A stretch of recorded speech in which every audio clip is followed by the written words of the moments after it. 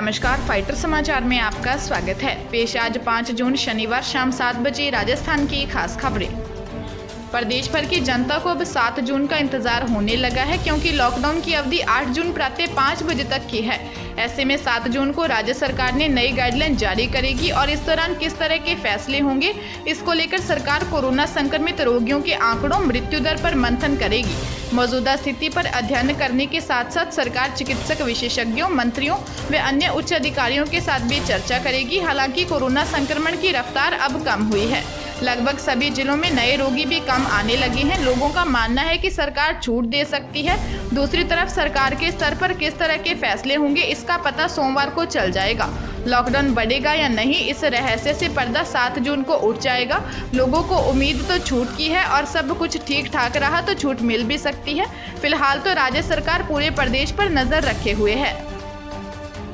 प्रधानमंत्री नरेंद्र मोदी ने शनिवार को कहा कि जलवायु परिवर्तन की वजह से आ रही चुनौतियों के प्रति भारत न सिर्फ जागरूक है बल्कि सक्रियता से काम भी कर रहा है।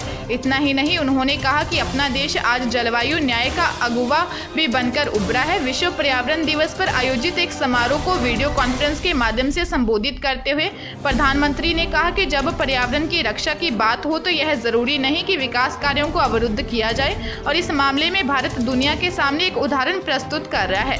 उन्होंने कहा कि अर्थव्यवस्था और पारिस्थितिकी दोनों एक साथ चल सकती है, आगे बढ़ सकती है। भारत ने यही रास्ता चुना है। इस कार्यक्रम का आयोजन पेट्रोलियम और प्राकृतिक गैस मंत्रालय तथा पर्यावरण, वन और जलवायु परिवर्तन मंत्रालय ने संयुक्त रूप से किया। अजमेर जिले के बयावर थाना क्षेत्र के जवाजा थाना के बागलिया टोल प्लाजा पर एक कार से 400 किलो चांदी बरामद की है। दरअसल टोल प्लाजा पर दिखी एक संदिग्ध कार को रुकवाकर तलाशी ली गई तो कार से 400 किलो चांदी मिली है।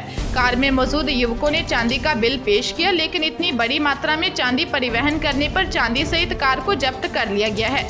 पूछताछ में पुलिस ने युवकों ने अपना नाम राजकोट के रमेश भाई और राजाराम बताया है। जांच में पाया गया है कि कार की डिग्गी में अलग से पार्टीशन बनाया हुआ था। चालक रमेश ने माल आगरा से राजकोट लेकर जाने की बात कही। पुलिस ने इसकी जानकारी पुलिस अधीक्षक और जीएसटी के अधिकारियों को दी है। मामले की जांच जिला जीएसटी अधिकारी से करवाई जाएगी। तब तक कार और माल ज्वाजा थाने में रहेगी। ब्लूटिक विवाद के बीच भारत सरकार ने नए आईटी नियमों की अनुपालना के लिए ट्विटर को फाइनल यानी नोटिस भेज दिया है। यह नोटिस में सरकार ने ट्विटर को 2 टूक कहा कि वह 26 मई से सोशल मीडिया के लिए लागू की गई शर्तों का तुरंत पालन करें और अगर ट्विटर ने ऐसा नहीं किया तो सरकार भी ट्विटर पर कानूनी कार्रवाई कर सकती है। सरकार ने कहा कि ट्विटर इंडिया को नए नियमों का तुरंत पालन करने के लिए एक अंतिम नोटिस दिया गया है। नोटिस के मुताबिक अगर ट्विटर इसका पालन करने में विफल होता है तो फिर उसके खिलाफ आईटी अधिनियम 2000 की धारा 79 के तहत उपलब्ध देयता में छूट वापस ले ली जाएगी और ट्विटर आईटी अधिनियम और भारत के अन्य दंड कानून के अनुसार कार्रवाई की जाएगी। दिल्ली के मुख्यमंत्री अरविंद केजरीवाल ने आज कहा कि कोरोना के खिलाफ दिल्ली ने अपनी लड़ाई पूरी मजबूती के साथ लड़ी है। अब वक्त अर्थव्यवस्था को धीरे धीरे फिर से पटरी पर लाने का है। उन्होंने कहा कि फिलहाल दिल्ली में लॉकडाउन जारी है और इवन के हिसाब से खुली दुकानें। केजरीवाल ने कहा कि दिल्ली में सोमवार से आगे भी लॉकडाउन जारी रहेगा, लेकिन काफ़ी रियायत दी जा रही है। बाजार, मॉल और ऑड इवन के आधार पर सुबह 10 बजे से शाम 8 बजे तक के लिए खोला जा रहा है। दिल्ली मेट्रो भी 7 जून से खुलेगी। अधिकारी ने बताया कि सरकार कोविड-19 की स्थिति में धीरे धीरे सुधार होने पर 7 जून से बाजार खोलने और अन्य गतिविधियों की अनुमति दे सकती है।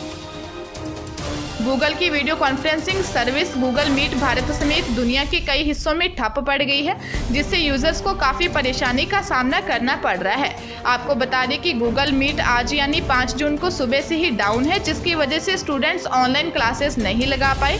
इसके अलावा लोगों को ऑफिस की मीटिंग भी अटेंड करने में काफ़ी परेशानी हुई है। गूगल मीट के ठप होने की पुष्टि डाउन डिटेक्टर ने भी की है। डाउन डिटेक्टर पर दी गई जानकारी के मुताबिक गूगल मीट 5 जून को सुबह 6:42 से डाउन है। सुबह 10 बजे से डाउन डिटेक्टर पर करीब 1000 लोगों ने इसके ठप होने की शिकायत कर दी थी। गूगल मीट में अभी भी लोगों को दिक्कत आ रही है।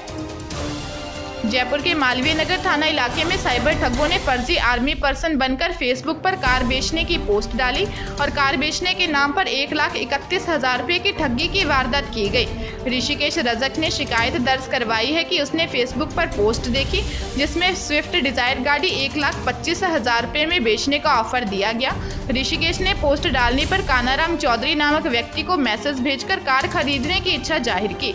कानाराम चौधरी ने खुद को भारतीय सेना में कार्यरत बताकर कई बार में 1,31,000 रुपये जमा करवा लिए और कहा कि गाड़ी 15 मिनट में घर आ जाएगी। बाद में फोन बंद कर दिया। पुलिस मामले की जांच कर रही है। राजस्थान सरकार ने प्राथमिक स्तर की प्राथमिक संस्कृत स्कूल और 34 उच्च प्राथमिक संस्कृत स्कूलों को क्रमोन्नत करने की स्वीकृति जारी की है। साथ ही भरतपुर के सैदपुरा में राजकीय संस्कृत शास्त्री महाविद्यालय खोलने की भी स्वीकृति जारी की गई है।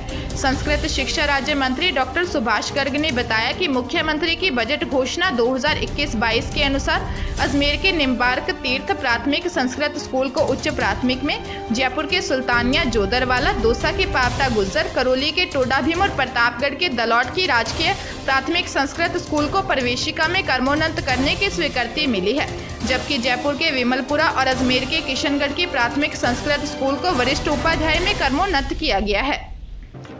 राजधानी जयपुर में वाहन चोरी की वारदातें थमने का नाम ही नहीं ले रही हैं और एक के बाद एक वाहन चोरी की वारदातें घटित हो रही हैं। पुलिस भी वाहन चोरी की वारदातों को अंजाम देने वाले बदमाशों को दबोचने में सफल नहीं हो पा रही है।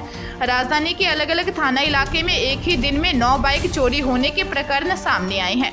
चोरों ने भांकरोटा, रामगंज, शास्त्री नगर, मालवीय नगर, जवाहर सर्किल, करनी विहार और चोमू थाना क्षेत्रों से वाहन चुराने की वारदात को अंजाम दिया गया। चोरों की ओर से रॉयल एनफील्ड और स्प्लेंडर बाइक चुराई गई है।